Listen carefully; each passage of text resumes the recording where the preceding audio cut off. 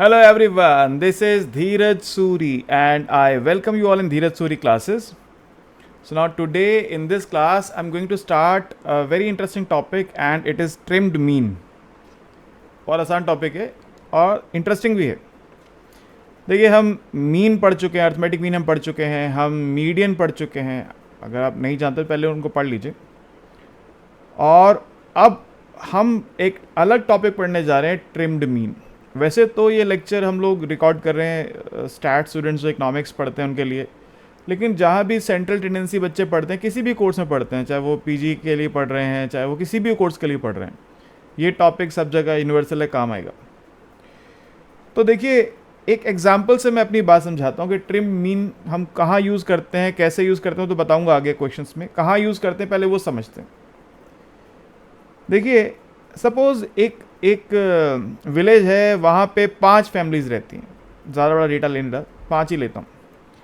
और उनकी family income है, एक की इनकम है 10,000 और एक की है 60,000, 70,000 और ऐसा करते हैं इसको, ऐसे कर लेते हैं 70,000, 80,000, 90,000. मैं डेसिमल्स को अवॉइड करना चाहता हूँ इसलिए ऐसा कर रहा हूँ. और एक फैमिली की इनकम है 4,50,000, 450,000. 5 फैमिलीज़ हैं. एक फैमिली इनकम कितनी है 10,000 पर मंथ, एक की 70,000 पर मंथ, एक की 80,000 पर मंथ, एक की 90,000 पर मंथ और एक की है 4,50,000 पर मंथ. ये 5 फैमिलीज़ हैं. अब अगर मैं यहाँ पे एवरेज फाइंड करना चाहता हूँ, अर्थमेटिक मीन, तो मीन क्या होगा? मीन होगा 10 + 70 + 80 + 90 + 450 डिवाइड बाय 5. यही होगा.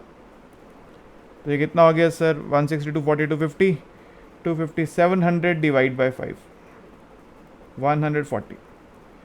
यानी 140,000 जो है, ये 1000 रुपीज़ में इनकम है, तो समझने के लिए 140,000 एवरेज इनकम यहाँ पे हमारी आ जाती है. अब क्वेश्चन ये है कि वो कौन सी फैमिली है जो 140 के आसपास पैसा कमा रही है? कोई एक भी नहीं है. एक भी ऐसी फैमिली नहीं है जो 1,40,000 रुपीज़ पर मंथ के आसपास पैसा कमा रही है. 4 फैमिलीज उससे बहुत नीचे हैं और एक फैमिली उससे बहुत ऊपर है. तो यानी अर्थमेटिक मीन जो है ये किसको रिप्रेजेंट कर रहा है? ये अर्थमेटिक मीन की एक प्रॉब्लम है, ड्रॉबैक है. कभी कभी ऐसा नंबर आता है जो किसी नंबर को रिप्रेजेंट ही नहीं कर रहा होता, तो डेटा को रिप्रेजेंट ही नहीं कर रहा होता. अब आप किसी को जाके पूछे, भाई साहब क्या आपकी फैमिली इनकम 1,40,000 है या उसके आसपास है? इस गांव में एक भी ऐसी फैमिली नहीं होगी जिसका आंसर हाँ में देगी. आपने क्या कहा? इस गांव के लोगों की एवरेज इनकम 1,40,000 है. ठीक है जी. मैं उस गांव में गया पता करने, मैंने जिससे भी पूछा क्या आपकी इनकम 140 के आसपास है, सब ने कहा नहीं नहीं नहीं नहीं नहीं. तो फिर ये नंबर जो है 1,40,000 ये क्या है? ये रिप्रेजेंटेटिव नहीं है. ये ट्रूली इस डेटा को रिप्रेजेंट ही नहीं करता. यानी ये अर्थमेटिक मीन जो है इसमें प्रॉब्लम है. अब इस प्रॉब्लम की वजह क्या है? इस प्रॉब्लम की वजह है कि जो हमारे पास ये डेटा है ना, डेटा, इस डेटा में 2 नंबर ऐसे हैं भाई साहब जो बाकी सबसे बहुत दूर हैं. एक तो ये और एक तो ये. एक फैमिली ऐसी इसकी इनकम बहुत कम है, एक फैमिली ऐसी इसकी इनकम बहुत ज़्यादा है. इनको बोलते हैं क्या? इनको बोलते हैं हम आउटलायर्स. आउटलायर्स. ये भी आउटलायर है और ये भी एक आउटलायर है. आउटलायर कैसे निकालते हैं, कैसे कंप्यूट करते हैं, उसका पूरा प्रोसेस सब आगे पढ़ेंगे. फिलहाल मैं आपको ये कह रहा हूं कि अगर कुछ ऐसी वैल्यूज़ हैं जो डेटा से बहुत दूर नज़र आती हैं तो उनको हम बोलते हैं क्या? आउटलायर्स. ठीक है. अभी आउटलायर्स के प्रेजेंस की वजह से जो अर्थमेटिक मीन आता है वो एक वियर्ड नंबर आ जाता है. ऐसा नंबर आता है जो डेटा को रिप्रेजेंट ही नहीं करता कहीं से. तो ऐसे सिचुएशन में हम अगर अर्थमेटिक मीन को रिप्रेजेंट करेंगे तो मिस्टेक है.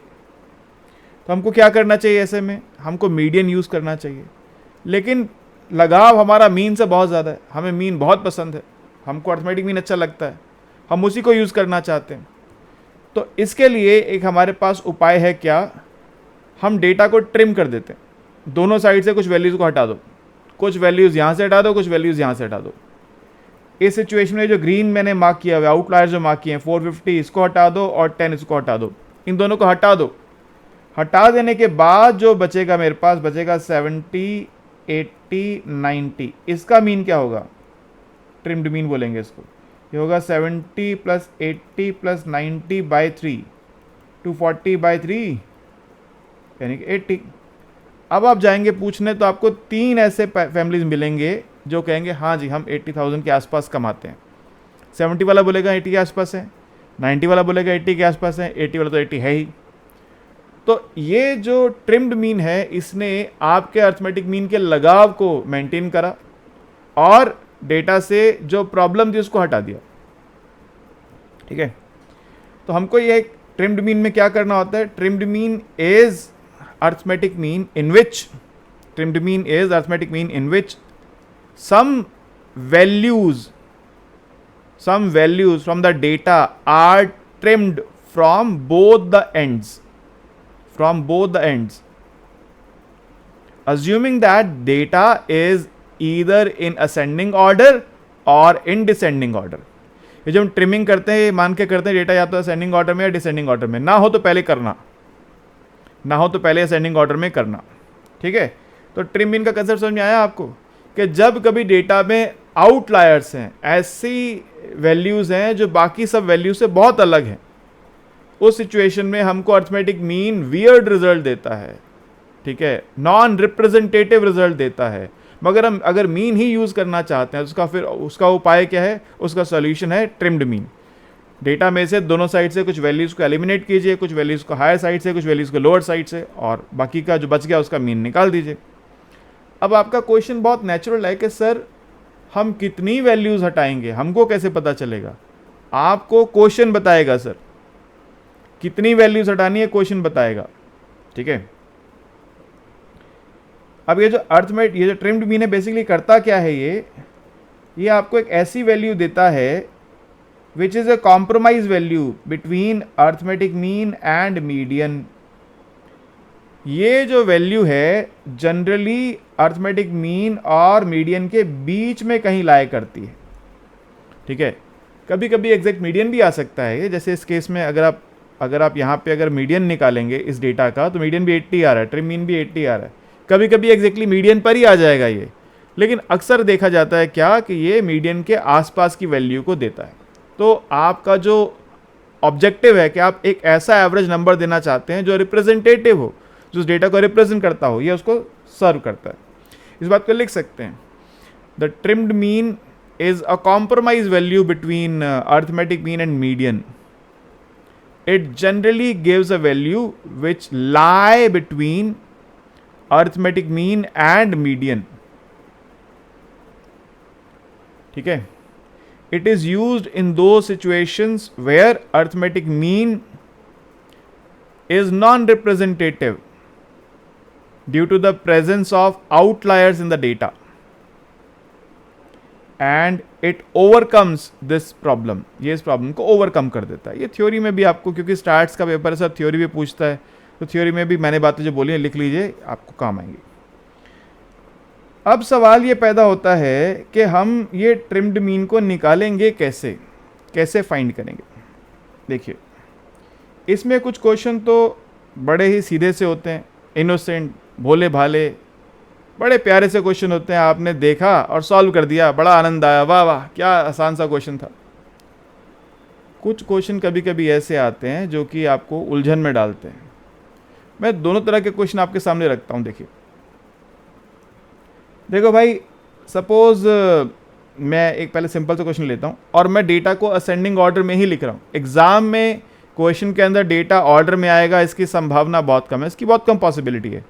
जनरली जो एग्जामिनर होता है वो हैफर्जर्ड डेटा देता है, तो आपको उसको पहले असेंडिंग ऑर्डर में या डिसेंडिंग ऑर्डर में करना होता है। असेंडिंग ज़्यादा प्रेफर करता हूँ मैं, आप जिस मर्जी ऑर्डर में कीजिए, इससे फ़र्क कुछ नहीं पड़ने वाला है।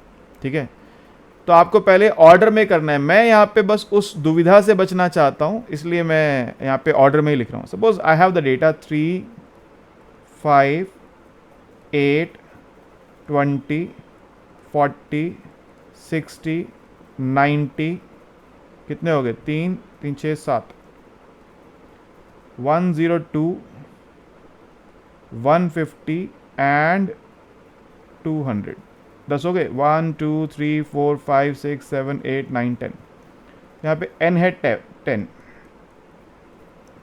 क्वेश्चन कहता है फाइंड 10%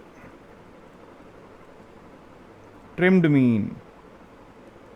आप 10% ट्रिम मीन बताइए। ये जो मैंने कहा ना, बहुत ही इनोसेंट सा, बहुत ही प्यारा सा क्वेश्चन होता है, ये वही है। क्या कह रहा है देखिए, n 10 है तो आपको क्या करना है, 10% ट्रिम मीन निकालना है। तो पहले निकालेंगे 10% ऑफ n इज 10/100 इंटू 10 यानी कि 1। तो we have to eliminate one value, 10% बोला, 10% n का, जो भी n दे रखा है आपको उसका 10% निकालना है। यहाँ पे n 10 है तो 10% ऑफ 10 इज 1, तो one value from both sides will be eliminated. तो क्या लिखेंगे, we will eliminate one value या वन स्मॉलेस्ट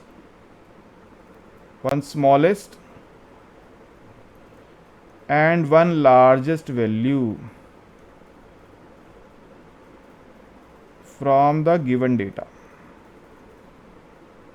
ठीक है जी। क्या बच गया मेरे पास, अब बच गया 5 8 20 40 60 90 102 150। इनका अब मुझे निकालना है ट्रिम्ड मीन। तो x बार 10%, x बार ट्रिम्ड मीन क्या होगा, ट्रिम्ड मीन के आगे 10% लिख सकते हैं, x बार TR 10%, ऐसे लिख सकते हैं। ये होगा summation xi by n, elimination के बाद है ऑब्वियसली यहाँ पे। अब न्यू n है मेरे पास 8, समेशन xi होगा इन सब का समेशन। सम कर लेते हैं जिनका कितना होगा, 60 60 120 120 और 90 210 310, 2 को बल जोड़ूंगा, 310 310 और 460 462 475 डिवाइड बाय 8। सर मैंने फटाफट से वैल्यूज जोड़ी हैं, कुछ एरर हो तो आप चेक कर लीजिएगा प्लीज़। 59.375, ठीक है, ओके। 6 25, ठीक है, 475 सही। तो ये हमारे पास आ गया क्या, ट्रिम मीन का एक बेसिक सा क्वेश्चन। कभी कभी क्वेश्चन इतना सिंपल नहीं होता, कभी कभी क्या होगा देखिए मैं दिखाता हूँ आपको। अब क्वेश्चन कह रहा है क्या, डेटा है मेरे पास 10 20 30 40 50 60 70 80 90 100 110 140 160, कितनी वैल्यूज होगी, 110 ये हो गई, 13 180 और 200। अब ये मेरे पास 15 वैल्यूज हो गई। क्वेश्चन कह रहा है फाइंड 10% ट्रिम्ड मीन। अब जब ऐसा क्वेश्चन आएगा तो क्या करेंगे, अब कहेंगे सर सेम ही तो क्वेश्चन है, सेम नहीं है। देखो देखिए 10%, यहाँ पे n क्या है, n इज 15, 10% ऑफ 15 इज 1.5। पिछले क्वेश्चन में क्या हुआ था, मैंने क्यों कहा वो इनोसेंट क्वेश्चन है, क्योंकि वहाँ पे जो आपको एलिमिनेट करना था वो एक इंटीग्रल वैल्यू आ गई थी, आपके पास एक इंटीजर आ गया था, नेचुरल नंबर आ गया था।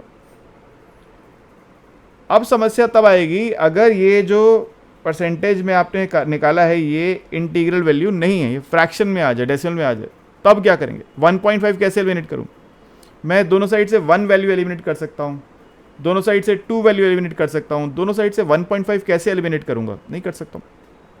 इसके लिए मैं क्या करना पड़ता है, इस 1.5 नंबर जो आया है इससे पहले कौन सा इंटीजर है 1 और इसके बाद कौन सा इंटीजर है 2। एक बार 1 एलिमिनेट करके हम निकालेंगे ट्रिम मीन, एक बार 2 वैल्यूज एलिमिनेट करके निकालेंगे ट्रिम्ड मीन, और उसका फिर हम वेटेड एवरेज फाइंड करेंगे। उन दोनों जो रिजल्ट्स आएंगे उनका निकालेंगे वेटेड एवरेज, और वो वेटेड एवरेज ही हमारा फाइनल आंसर होगा। अभी कैसे होगा देखिए, इसलिए मैंने कहा कभी कभी क्वेश्चन थोड़े ट्रिकी हो जाते हैं। देखिए क्या करना है आपको, trimmed mean by eliminating one value from both sides is, अब देखो ये 1/15 कितना होता है सर, 1/15 टू 100, 1/15 टू 100 कितना होगा, 15 6 are 90, फिर 10 हो गया तो 6.666666.67 राइट। तो ट्रिम मीन कितना है 6.67%।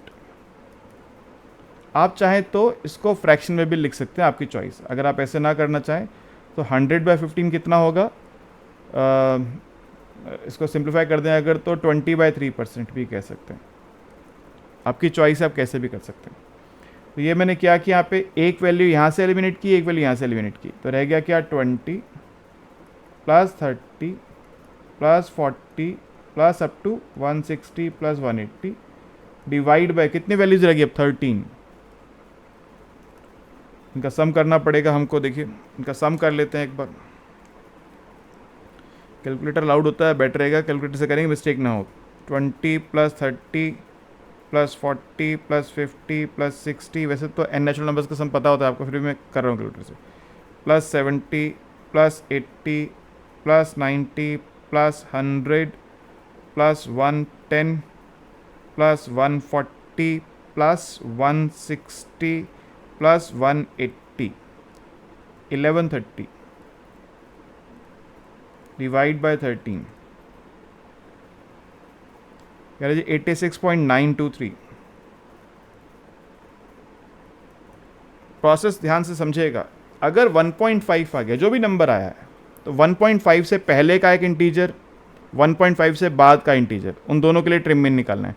1.5 से पहले आता है 1, तो दोनों साइड से एक एक वैल्यू एलिमिनेट करना है, ठीक है। तो एक एलिमिनेट करने के क्या निकलेगा, ये निकलेगा ट्रिम मीन। इसको बोलेंगे क्या, trim mean by eliminating one value from both sides is trimmed mean. इसको कह सकते हैं हम 20/3%, 20/3% ट्रिम मीन। और दो वैल्यूज करेंगे तो क्या होगा, 2/15 इंटू 100, ये बेसिकली 5 3s ये 40/3% हो गया। तो 40/3% ट्रिम्ड मीन।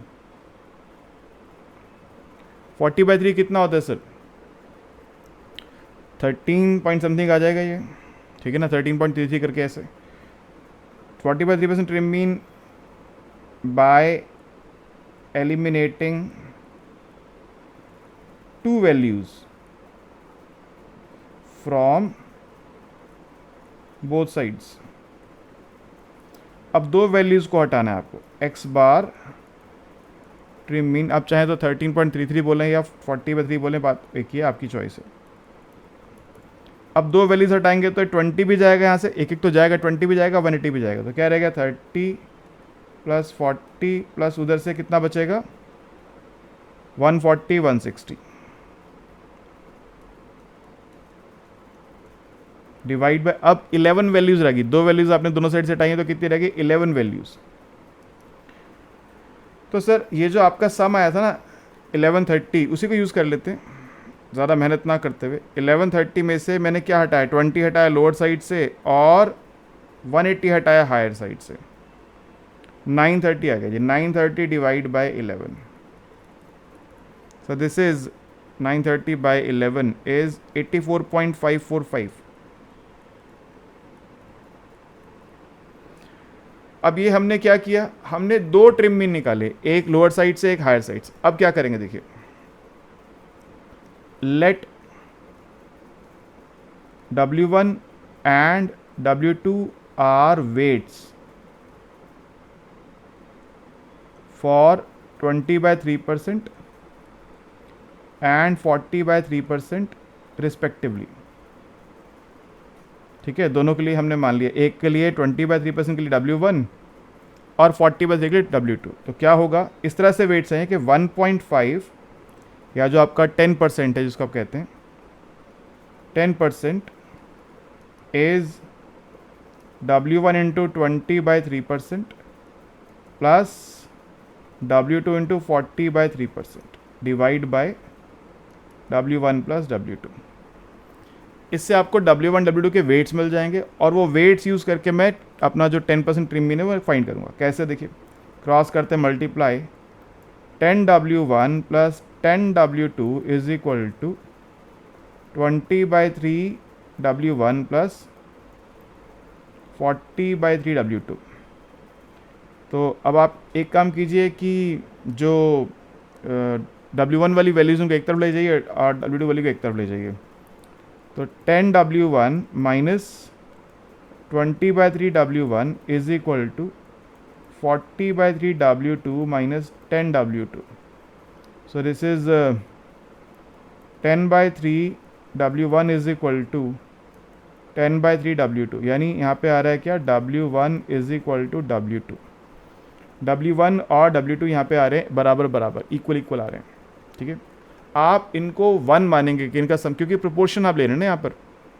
आप ये कह रहे हैं कि मान लीजिए जो आपके वेट्स हैं 20% फर्स्ट का तो 80% सेकंड का, इनका सम 1 लेकर करना होता है। फिलहाल इक्वल आ गया तो मुझे कोई ज़रूरत नहीं है, इक्वल ना भी आए, आप 1 ना भी लें तो भी कोई दिक्कत नहीं है। ये जो इक्वेशन आ गई इसको आप बाद में यूज़ कर लेंगे, रिजल्ट में यूज़ कर लेंगे। तो देखिए trimmed mean 10% is weighted average of trimmed mean 20/3% plus W2 trimmed mean 40/3% divide by, तो मैंने इसको ऐसे वेटेड मीन की तरह फॉर्मूला लगा के यूज़ कर लिया। आप इन दोनों को 1 अगर मान लें इन दोनों का सम 1 है, उसके बाद W1 W2 की वैल्यू निकाल के भी कर सकते हो, आपकी चॉइस है, उसमें कोई ऑब्जेक्शन नहीं, जैसे चाहे वैसे कर सकते हो। तो यहाँ पे W1 तो वही रहेगा। 20/3% ट्रिम मीन कितना आया था, वो आया था आपके पास 86.923 86.923 plus W2 times 40/3% trim mean कितना आया था 84.545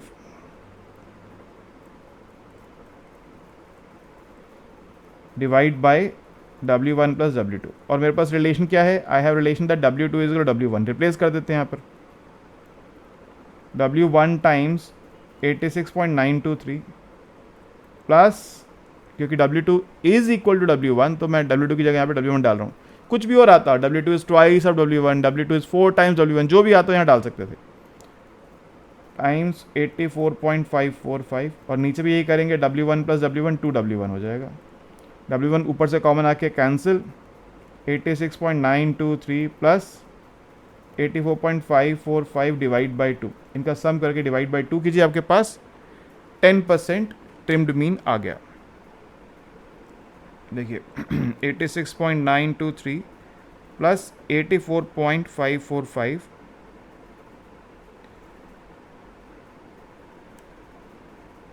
171.468 डिवाइड बाई 2 85.734। सिंपल सा प्रोसेस है सर, ठीक है। तो क्या करा हमने, देखिए हमने पहले निकाला, मान लो हमको P% निकालना है, we have to find P% trimmed mean. If P% of n is a integer या is an integer, ठीक है, से m, then eliminate m smaller values and m larger values from the data and find arithmetic mean of remaining data. ये तो जो हमने first question किया था वो था, cute little question, innocent question जो था। लेकिन अगर ये क्वेश्चन शरारती हो जाए परेशान करना चाहे, यानी if p% of n is a non integer, ठीक है, फॉर एग्जाम्पल 1.8, अब क्या करेंगे, the lower integer from 1.8, the small integer from 1.8 is 1 and the immediate bigger integer from 1.8 is 2. Immediate smaller integer, ये just example है, from 1.8 is 1, immediate bigger integer from 1.8 is 2. Then find trimmed mean by eliminating one smaller and one bigger value from the data. Again, find trimmed mean by eliminating two smaller and two bigger values of data. Now find the weighted average of these trimmed means to get the desired trimmed mean. तो आपको इनकी weighted average निकालेंगे. weighted average में weights कैसे निकलेंगे वो आपको मैंने बता दिया. मान लो आपको p% बोल रहा है तो ये 1 कितना % है वो निकाल लो, 2 कितना % है वो निकाल लो. तो p% is W1 1 by n into 100 plus W2 2 by n into 100 divide by W1 plus W2. इससे आपको W1 W2 में एक रिलेशन आ जाएगा. और फिर आपको जो चाहिए ट्रिम्ड मीन p% क्या होगा, W1 trimmed mean by eliminating one value plus W2 trimmed mean by eliminating two values divide by W1 plus W2. मैंने ये assumption लिया कि 1 point कुछ समथिंग नंबर आया. अगर नंबर सपोज 3.7 होता, फॉर एग्जाम्पल 3.7 अगर आ जाता तो क्या करते, तो 3.7 से इमीडिएट छोटा इंटीजर कौन है, 3. 3.7 से इमीडिएट बड़ा इंटीजर कौन है, 4. तो दोनों साइड से 3 वैल्यू एलिमिनेट करते, उसका ट्रिम मीन निकालते. दोनों साइड से 4 वैल्यूज एलिमिनेट करते, उसका ट्रिम मीन निकालते, और फिर इन दोनों ट्रिम मीन का वेटेड एवरेज निकाल लेते. सिंपल सा प्रोसेस है, ठीक है. इससे आप कोई भी क्वेश्चन कर सकते हैं. मैं एक बात यहाँ पे एज ए कैविएट बोलना चाहता हूँ. मैंने देखा कुछ मुझे बच्चों ने बोला कि सर हमारे कॉलेज में जैसे 1.8 आ रहा था तो सर ने बोला कि आप 2 वैल्यूज एलिमिनेट, इसको राउंड कर लो इस नंबर को, और राउंड करके आप निकाल दो ट्रिम्ड मीन. देखो मैं इस प्रोसेस से एग्री नहीं करता हूँ, ठीक है, क्योंकि वो कुछ और ट्रिम्ड मीन आ रहा है. स्टैट्स में नंबर्स की बड़ी इंपॉर्टेंस होती है, डेटा में नंबर्स की बहुत इंपॉर्टेंस होती है. और जब हम बहुत बड़े, देखो हम ये जो आपको सिखा पढ़ा रहे हैं वो इसलिए सिखा रहे हैं कि कल कभी आप जब जाके कुछ सी ऐसी फर्म में जॉब करते हैं जहाँ पे डेटा हैंडलिंग करनी होती है तो वहाँ पे आप उस चीज़ों को यूज़ कर पाएँ. मान लीजिए आप थाउजेंड्स ऑफ नंबर्स में डील कर रहे हैं, वहाँ पे 1% वेरिएशन का मतलब कंपनी डूब जाएगी, ठीक है. तो इस तरह से अगर हम करेंगे तो आंसर जो आएगा वो बहुत ही गलत होगा. तो मैं इसको एग्री नहीं करता हूँ. आपके कॉलेज के टीचर प्रोफेसर अगर आपको अलाउ करते हैं तो आपकी चॉइस है, आप कर सकते हैं. लेकिन मेरी समझ से आपको क्या करना चाहिए, जब आपके पास कोई ऐसा नंबर आ जाए जो नॉन इंटीग्रल हो तो उस नंबर से एक नीचे का इंटीजर लेके एलिमिनेट कीजिए, उस नंबर से एक ऊपर का इंटीजर लेके एलिमिनेट कीजिए, और दो आपके पास जो ट्रिम मीन आएंगे उनको फिर वेरिड मीन निकालिए उनका, जो मैंने प्रोसेस आपको बताई है, ठीक है. सिंपल सा ये टॉपिक है, होपफुली आप लोग समझ गए हैं. कोई क्वेरी आपको हो, कोई बात ऐसी हो समझ में नहीं आई हो तो पूछेगा. ये वैसे एग्जामिनेशन में भी क्वेश्चन काफ़ी आता है ट्रिम मीन का. इंट्रोडक्टरी स्टैट्स का पेपर जो होता है इको ऑनर्स का, उसमें एक क्वेश्चन बहुत बार आता है. तो आप इसको ध्यान से समझिएगा इस क्वेश्चन को और ध्यान से पढ़िएगा, ठीक है जी. होपफुली ये बात आप समझ गए हैं. कुछ पूछना चाहें तो देखिए मेरा नंबर ऊपर भी चल रहा है, फ्लैश हो रहा है ऊपर भी, और नीचे भी नंबर मेरा लिखा हुआ है. आप व्हाट्सएप करके कॉल करके मेरे साथ डिस्कस कर सकते हैं. Right, okay, thank you.